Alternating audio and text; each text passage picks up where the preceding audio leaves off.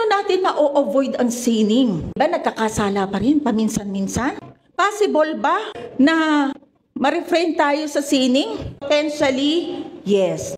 However, whether we can access this potential depends on the renewal of mind. Yes, mababago natin yung isip natin. Pero depende sa'yo. Binigay na ng Lord lahat sa ating espiritu.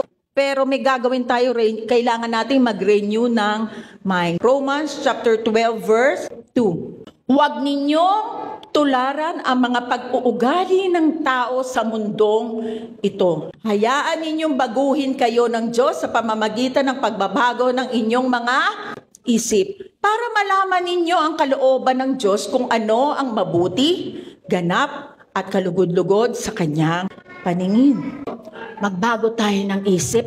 Kasi yung buhay ng Panginoon at yung nature ng Panginoon nasa ating born again spirit na. At alam nyo ba, dahil dyan may bunga ang banal na espiritu.